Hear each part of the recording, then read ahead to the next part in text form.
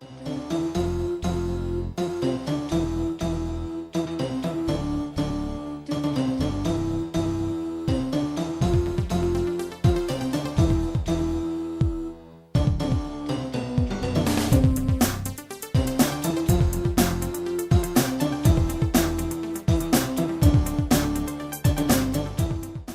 next person I'd like to introduce, and kind of continuing on in the theme of Hirst and water rights, is attorney Peter Ojala. And I first met Peter when he was fighting in the Skagit Basin, which those of you from Kittitas, you have been dealing with these water issues related to private wells now for quite some time.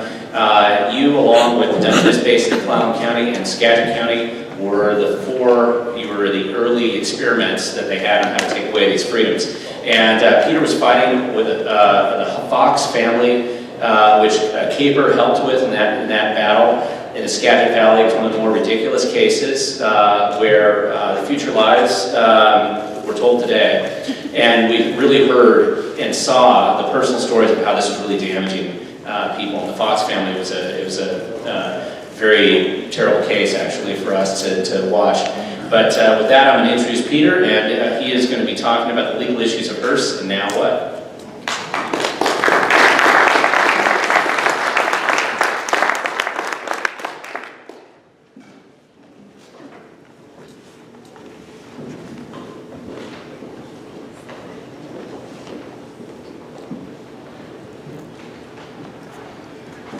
Thank you. I hadn't met Representative Taylor, and it's nice to see that somebody could grow up in a world, learn the things. At least I think I've learned water law a little bit. I'm a younger lawyer, and everything that he said, I echoed with. And he mentioned a lady by the name of Mary Burke. I didn't know at the time, but because of the Fox lawsuit, she called me up on the phone in my law office and talked to me about the case. So she must be quite the person. And she was very interested in something that I brought up in that case, and that is a concept, and he's talked about fresh thinking. I don't know how fresh thinking this is because there's a Washington State Supreme Court case from early 1900s that talks about it. But is there, as part of your property and land ownership, some irreducible amount of water that you can use for human survival? Is there?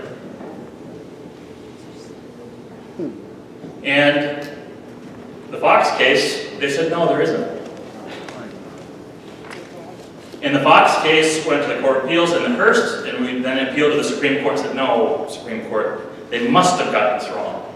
They have just now taken away what's been recognized in the exemption statute, what's been recognized in the common law, and is recognized in common sense. There's a fundamental right to water to live on your land if you buy land, and there is water. So the criteria would be that you buy property and there actually is water there. Can you have at least enough water for a human to survive there? In Washington. And they ruled no, so we petitioned the Supreme Court, please, Washington State Supreme Court, please take this case and hear this. Look into the eyes of the Foxes, human beings, not government versus government. Farmer trying to build a house on the corner of his farm with a drill well that's already been drilled. The plan's already gone through the GMA. The GMA's already been done. Everything in the GMA's already been done. The comp plan, consistent with the comp plan, got the subdivision in, got the well in, down to the building permit. Is there a checkbox on whether you got water? Yep, it's all good. Health department says it's great. Pump set, plenty of water comes out of the ground. Kind of says, sorry, we can't process this. You have to show, you have to get a letter from ecology. They told us. You have to get a letter from ecology. What do you mean, letter from ecology? Exempt means exempt. That's what Mr. Taylor said, right? Exempt means exempt. The legislature said it in 1947. Exempt means exempt. We don't need a letter from ecology. Yes, we don't need a permit, but what's the difference between a letter and a permit? We don't need a blessing from ecology. And so we sued them in Superior Court, the county, and said, no, we don't need to do that. We're exempt. Well, guess who shows up? Ecology opens up the courtroom door, and they come in with 3 lawyers. This is just one client, small client, saying we need a building permit. He's been, for 14 years, he's been saving up his money to build his retirement home on the corner of his farm, and then you sell the farm to the next guy. 14 years he's been playing that. Okay? Not an uncommon story. 14 years. And last minute, well, it's actually October 13th. The issue was he applied for, he put his building permit application the day after the Swinomish decision came down. So it would have been fine. Hunky-dory. I don't know if you guys know what the Swinomish decision is, but it's a decision out of Whatcom County. Again, not private property owner in court. The Swinomish decision is tribe versus government in court. So you have these people that aren't property owners in court determining your property rights. That's wrong. And that's why CAPR does a good job, and we'll get into that, with legal activism, is you need property owners in there. Well, nonetheless, that's what happened. And so here we are back to our please Supreme Court. Because if you all know, you don't have an automatic right to go to the Supreme Court. You have to ask politely, and can you please come and hear our case.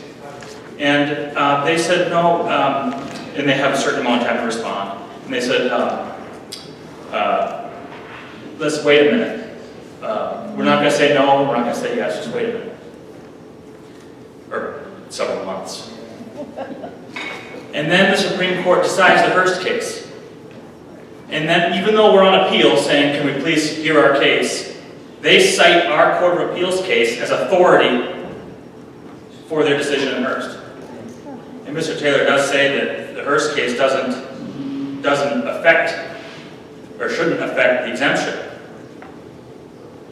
And I would beg to differ with him on that. I think that the Hirst case does effectively. I think the Hirst decision effectively makes the exemption meaningless. Particularly it makes the exemption for domestic human supply for a house meaningless. And he does say that it applies throughout all the state. And so yes, it is. The Washington State Supreme Court is, in that decision, both the super legislature and super ecology. Because remember in that case, they said you can't even follow ecology rules.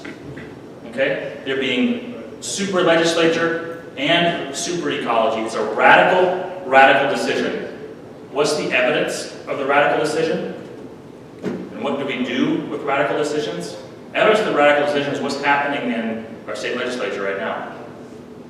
People are saying, oh, this is wrong. This is not what was intended. This does not meet the expectations of the people of the state, and we're not going to put up with it. And you see that happening right now in the legislature by what the Republicans are doing, with good reason. And so what do you do with a decision like that from the Supreme Court? Well, the legislature can't change it, and there might be some compromises that are possible, but what I want to talk to you today about is the concept of a judicial taking. The judiciary, a Supreme Court case or Court of Appeals case, if it takes away a property right, it is just as liable under the United States Constitution as any other branch of the government for taking a property right. And it was actually Washington State that Justice Potter, in a concurrence opinion, Hughes versus Washington, 389 U.S. 290, way back in 1967, the Washington State Supreme Court made some crazy ruling about riparian rights related to riparian, not in terms of pure water rights, but riparian in terms of ownership of land next to a stream when the ocean when the ocean changes it. And Washington said that no, when all the changes to the beach belong now to the state, and that's no. We all know that's not right. And thank goodness the U.S. Supreme Court actually took that one and said no, Washington, you can't do that. And they actually ruled. The majority in that case ruled that the reason why they can't is because you have to apply federal common law, not state common law, when the land comes from the federal government. But in any event, but the concurring opinion there, Potter, he said no, Supreme Courts, state courts can't just take a property right away by saying there is no such thing as property. And that's what happened in the Fox case. So we argued in the Fox case, not a takings, but we argued a due process case. That because he has a property right to an irreducible amount of water for human domestic supply, maybe they can regulate the amount of that, but they can't take it away completely. They said, no, there is no property right. And so the Fox case then becomes one of those, and then the Supreme Court, Hirst, relied on it, becomes one of those cases, potentially, I want to talk to you about, that could be a judicial taking. I think it is a judicial taking. And you ask anybody anybody around, and the problem becomes in Washington, because the rationale of the Fox case was, no, the only thing here left is the prior appropriation doctrine. First in time, first in right. Well, the distinction is, or the logic is that Washington actually was originally a dual state. You had riparian rights and prior appropriation rights. And as the codes came in, we moved away from the riparian rights. And in terms of detail, Washington Supreme Court Abbott case in 1985, 85, not too long ago, 4 years after I was born, ruled that the water code in 1917, so this water code passed in 1917, so then to 1980, it took them all the way till 1985 to rule that the surface water code took away all and any common law riparian surface water rights. And part of the rationale that our Supreme Court in 85, when they said, yep, we know that the surface water code took away all riparian surface water rights because look at the groundwater code. The groundwater code has some exemptions. So if the legislature wanted to leave some riparian surface water rights in the surface water code, they would have had some exemptions. And there are no exemptions in the surface water code, but there are in the groundwater code. Therefore, the Supreme Court said, yep, surface water code took away all riparian surface water rights. And that case has not been touched until the Fox case. There's been PCHP decisions, there's been other decisions that recognize, and there's been other Supreme Court decisions that recognize a common law riparian right to groundwater. Okay, and what is a riparian right to groundwater? It's not first in time, first in right, it's reasonable use. You can use it as long as you don't unreasonably injure your neighbor. Okay? So who can argue with that? For small domestic uses, why not a legislative amendment that says that the riparian doctrine will apply to these small domestic uses? And we're going to reestablish that no, that's what we intended. That there is, if you do have water beneath your land, you're entitled to use it, particularly for human domestic uses. And that would be the question in federal court in a takings case, is can the Washington State Supreme Court in 2017, 2016 take away a property right just by saying there is no property right there? Because that's what we did in Fox. We argued that no, we have a property right here, so that we're subject to due process. You can't just take it away without giving us process.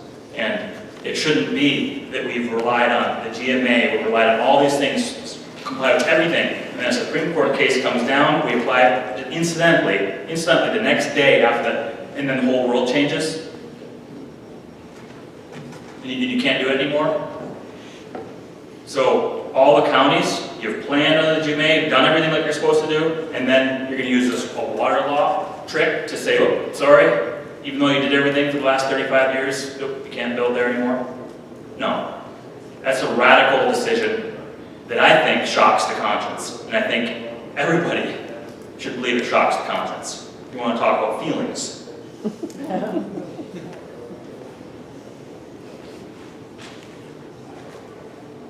So what is property? Is there a property right there?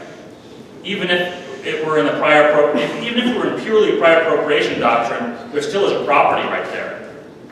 The U.S. Supreme Court has said that property, we all know what property is, okay?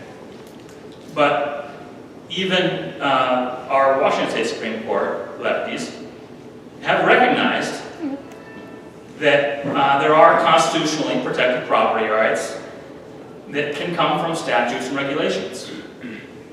And so, you know, we know that government doesn't give us property rights, but even our Washington State Supreme Court recognizes that the legislature can give us property rights. So even if you were to assume that there is no common law, natural right to human domestic supply, just because of an irreducible minimum because you live there and there's water there and you need to survive.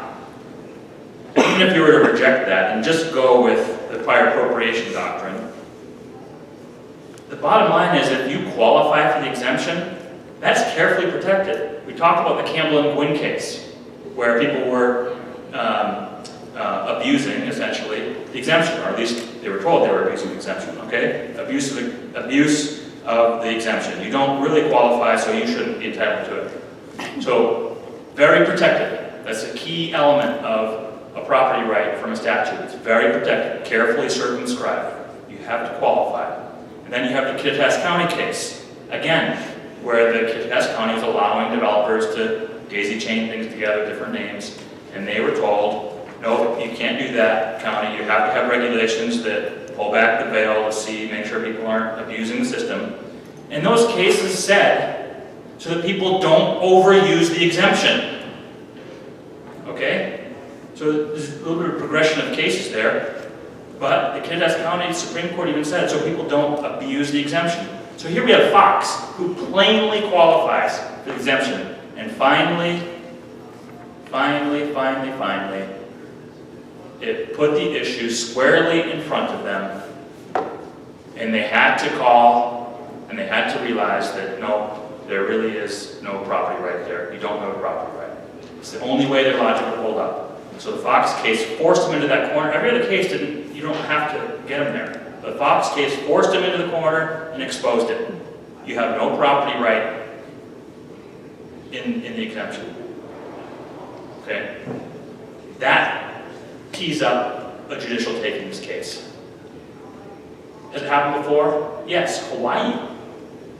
Hawaii Supreme Court did some radical water law cases. So water law, although law review articles by commentators say water law is if there's any area of the law that's prime for judicial takings, it's in the water law area. There might be some other areas. Utah, the radical Supreme Court case there said that people can now walk up streams through your property where, you know, there's all the rules of floating versus fishing and things like that. Well, Utah, and, you know, they thought they were a super legislature, that they felt that the fishing and recreational community should have the right to walk up streams and stuff, and there's two sides to that, but really, you know, that's a political question, right? And so the Supreme Court, though, in Utah, made a crazy decision like that. Legislature promptly came in and fixed it. So that's evidence of a taking. And so here in Washington, do we have evidence that the Hirst case and the Fox case is a taking? Yeah, we have a legislature, we have people up in arms about it.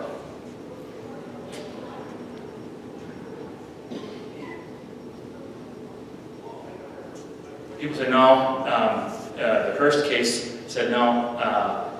The reason why it got around the exemption, it said, you know, the exemption in 1945, that was to help family farmers, and we don't really have family farmers anymore. That's what they said right in their case, and they cited the 5-farmer family corner case. And the Hirst case, what it did was it took, Taylor's right, it's not a true water law case, but what it did is it took the GMA and made the GMA override the exemption. They didn't blend the two. They made the GMA override the exemption, and they did it by saying, right there in black and white, that the policy of the family farmer is no longer the policy of the state. Well, that's a legislative decision to make. And the legislature has seen fit not to touch the exemption statute for maybe twice, 3 times the length of my life. They haven't touched it. Other cases have said the exemption statute is constantly tinkered with. People always try to do something with it. It stays rock solid. And so it took a long, long time, but finally, through a series of steps and doublespeak, the court has now finally, I believe, wiped out the exemption statute. What good is it anymore? It's not good for anything. Not good for anything. So why is it there? It's not dead letter. If the legislature wanted to remove it, they would have removed it. They didn't. So does exempt mean exempt under the water code anymore? No, it doesn't. It doesn't. And I think the legislature should say that no, we haven't changed that, court, and exempt still means exempt.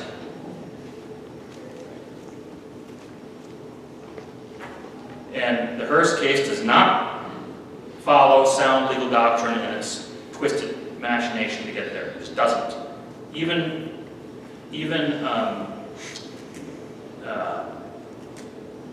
I was going to name names, but I won't name names. Somebody read the decision and said, this is crazy. The logic how they get there. So they're just making things up. And what are they doing? It's circular, okay? They're exempt from state law permit. We argued, okay, if the state law exempts it, a county can't require what the state law exempts. Preemption, right? Right. Cases all around on that. Shoreline management cases, if you're exempt and they're good, hopefully they don't get wrecked, but they say, look, if you're exempt from getting a shoreline permit, county can't make you get a shoreline permit or any other thing that looks like a shoreline permit. Exempt means exempt under the Shoreline Act. Well, why doesn't it mean the same thing under the water law? And what they're doing is they're making, Campbell and Gwynn is a interesting case because it does say in there that exempt wells, what are you exempt from? They're exempt from the permit process. And what's part of the permit process? Part of the permit process is looking to see if you have legal availability of water. So Campbell and Gwynn said, you're exempt from that. And Campbell and Gwynn said, even though could be deemed a little bit problematic decision, but it plainly said, that's the balance the legislature struck, that we're not going to look at whether there's legal availability of water for these small uses. As long as we protect and make sure people aren't abusing them, then they're good to go.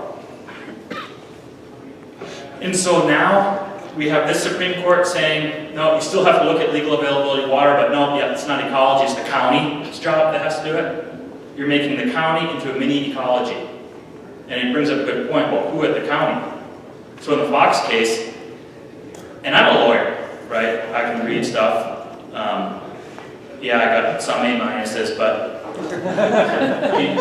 you can read, you think you can read stuff and figure it out, right? I didn't know who to sue in the Fox case. Is it the health department? Who is it? And so I just sued them all.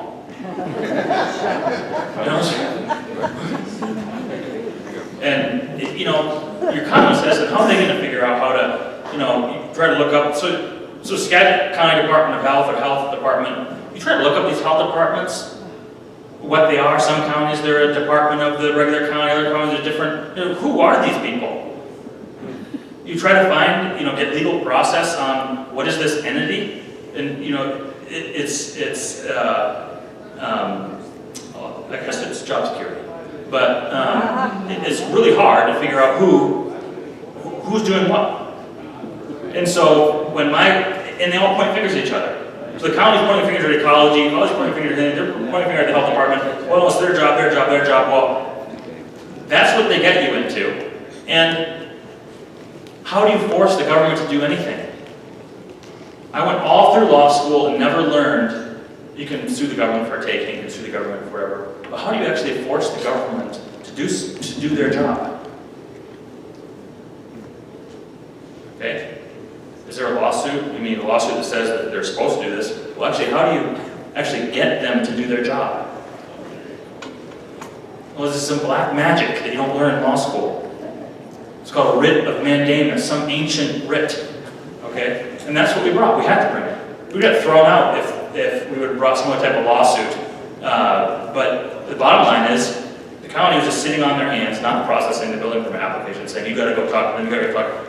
You know, at that point, what can you do? You know, you have 180 days and then the permit will expire or something. So anyway, the Supreme Court has now said it's the local county's job to do this. Some silver linings in there, maybe. But they just don't know what to do. And if they do something, I just heard and hear about it, well, Okanagan County is currently doing something, now they're slapped with a lawsuit. So what kind of certainty did the Hirst case bring to the people of Washington? There's a recent, when I was just kind of updating for this talk, I looked in the Building Industry Association of Washington, HR 2, September 7th, 2017, just put out a study. The Hirst case has cost the people of the state of Washington, you guys may know this, and this isn't me, this is, I just pulled this off the internet from the Building Industry Association of Washington and the HR 2 research. The total economic cost of lost sales because of this and the construction of wells and everything else, $6.99 billion. So when I was researching how to bring the Fox case and argue the Hirst case, I went and read the prior water law cases. You go read the AG opinions, you go read all that stuff. The 1985 Supreme Court case that kind of recognized that there might be a common law groundwater exemption. I went down to the Washington State Law Library and pulled all the briefs that ecology had even written back then. Ecology was arguing. And they recognized that a common law riparian right. The AG did in 1985. So why isn't the AG now recognizing that? So people do this over time. Talk about this 1995 decision from Chris Gregoire, whatever it was. It slowly erodes, and then when property owners are not in court, you have government versus government, it's super legislature at its finest.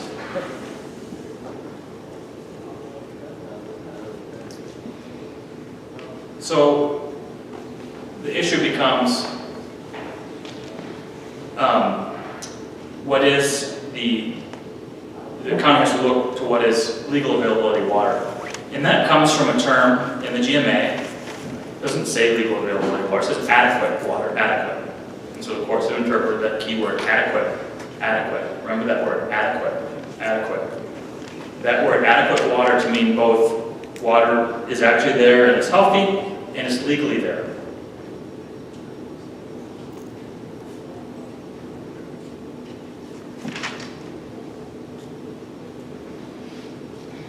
And there's been talk about ecology is going to pass these in-stream flow rules. They're not every other county. It's coming, it's coming, it's coming. Well, it's where do they get the authority for the in-stream flow rule? And, you know, we've argued the in-stream flow rule doesn't apply to exempt water rights. We've argued all that. But the one thing that you really can't argue with is that the very law that they have power to do in-stream flow rules for fish, right in the same list of criteria, remember that word adequate, okay? With the Supreme Court are now says both factual and legal, adequate means factual and legal, right in that very same statute, 9054-020, subsection 5, I think it's subsection 4 right before it is for fish. It mandates that ecology provide adequate and safe supplies of water shall be preserved and protected in potable condition to satisfy human domestic needs. So why not petition ecology to pass an in-stream flow rule to protect the human domestic supply? Anybody can do that. They're doing it for fish, do it for the human domestic supply. We had argued that every rule that ecology passes, every in-stream flow rule that ecology passes, must comply with state law RCW, and so therefore, implicitly, when they passed the Skagit rule, when they passed the whatever rule, they were protecting the human domestic supply, and they were protecting exempt wells because they have to comply with state law. Well, the court said, you know, of course, put that on its head and said that exempt wells were turned off, cut off. And so the only thing left that you could do if the legislature doesn't do anything and there's no federal lawsuit correcting things, is just simply start petitioning ecology to protect the human domestic supply. 9054-0205. And they have to go to it because it says adequate and safe. And now adequate means factual and legal. And now if it really is such a problem, societal problem, that we don't injure the fish, and we all know it's not about the fish, and it's not about the water, it's about politics. But if it really is so important, everybody should pay for it. Not the back of the farmer, not the person that has relied on all these things all the time, but society as a whole, or the people in downtown Seattle. So petition ecology to protect the adequate and safe supply for human domestic needs. It's their job. It's a mandate. They have to do it for fish, and they say we have to do this for fish. Well, right there in the same statute is for the human domestic supply.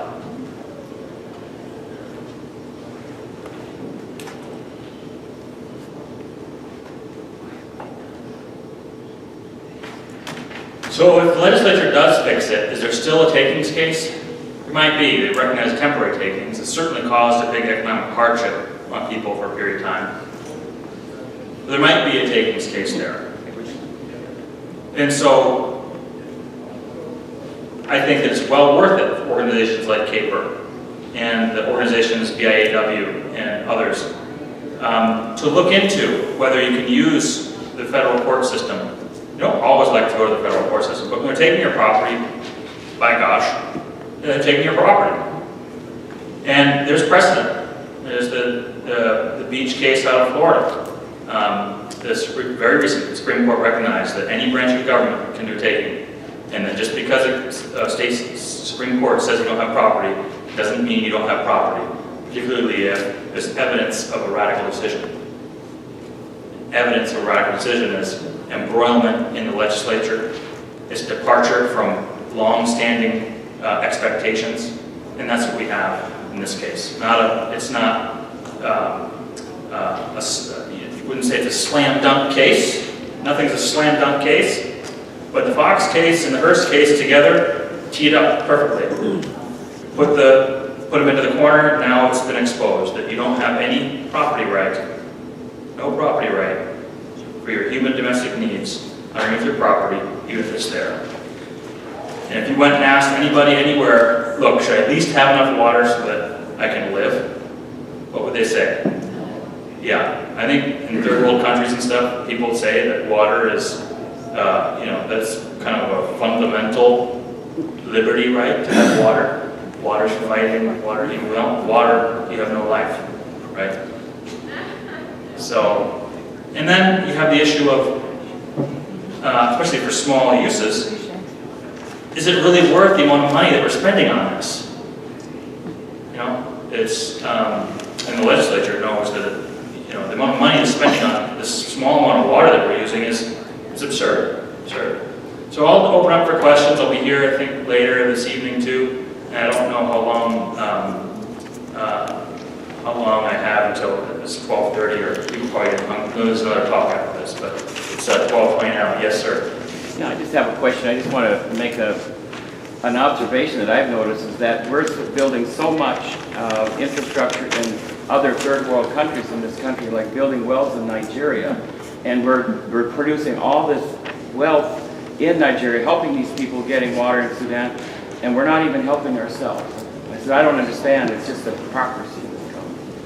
So the comment was that we are gracious with our help in third world countries and creating water, but yet we're killing ourselves or not helping ourselves. That's a good observation. I think the other thing that's important is he followed it. What's the real issue here? Power.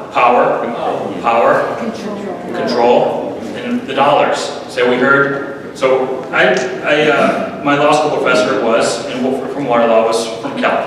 Okay, and it's true. that group and groups like that don't like they think, free water. So everything that you see is paying. Well, property rights person will say, "You're making me pay for it twice." But what they want is money. And why do they want money? How much water has the human population used in Washington in the last, or it's not even per capita, but I'm pretty sure you can look this up. I was at a law conference, and somebody that represented some of the public utility districts and stuff said, you know, actually the amount of water that's being used now, it's not even per capita, but total volume of water, even when population's gone up, is down. And these PUDs and stuff, their projections for their bonds, we're thinking that water use is going to go up. And so so there is some political will out there to make sure people can't use wells, so that they have to buy from the PUD, because that meets their projected growth targets that aren't being met. So there's other things going on, maybe, that besides just pure environmentalism, but keep that in mind. It's also the dollar and power. Yes, sir. There are vast areas in the world where people live on catchment water. Rural New Zealand, rural Hawaii, rural Australia, the Bahamas, and I could go on and on.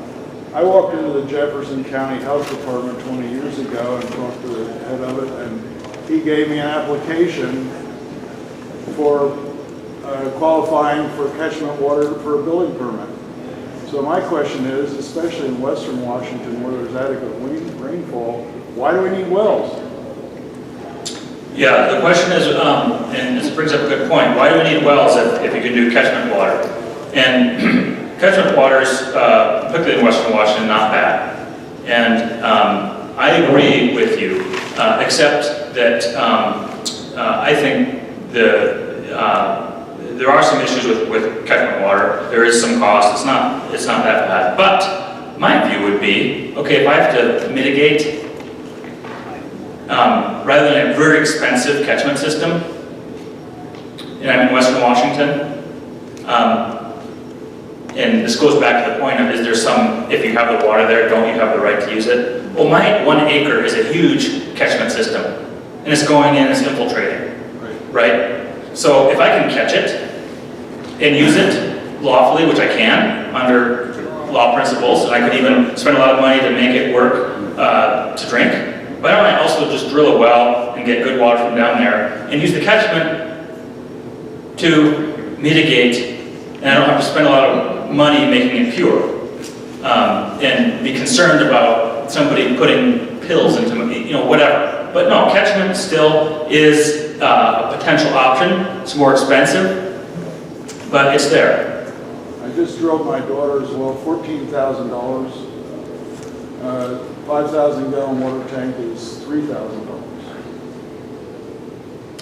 I'm throwing this out here because I hear stories about people with uncompleted houses in Washington County and they have no options. Well, they actually do have an option. Yeah, catchment is a potential option.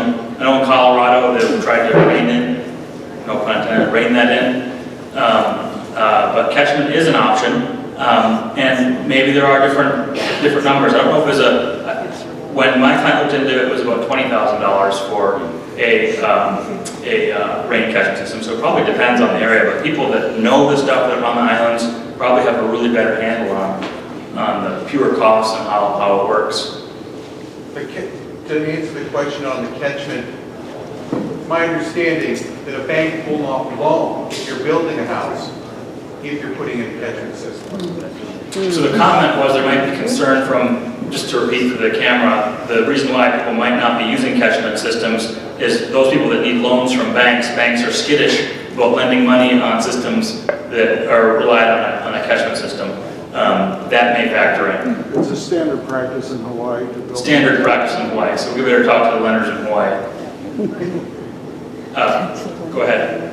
Well, I have a question. The International Court, World Court, is hearing a case on the water in Arizona right now. Is it not? What about if we take it and as a class action and go to international The comment was, why not potentially a class action to the international court on water issues? My bar license doesn't allow me to go to international. But, there's probably some concerns about that. I just don't know enough about the international court. I know that when I went through law school and learned about our United States Constitution and our system, I felt that our system should protect us, but I'm not, maybe it doesn't sometimes. Go ahead. I'd like to address that with two specifics. One, we're a sovereign nation and the International Court has no business intermingling inside the court. Second of all, I'm familiar with global politics to know enough to know that all the global political entities are extremely Marxist in nature. You don't want them adjudicating rights. So the comment was, of course, that the United States is its own sovereign nation, and the global politics and international court may not be very favorable for the United States' interests. One more question. What is Washington State Supreme Court's definition of a radical decision? What is the Washington State Supreme Court's definition of a radical decision? Yes.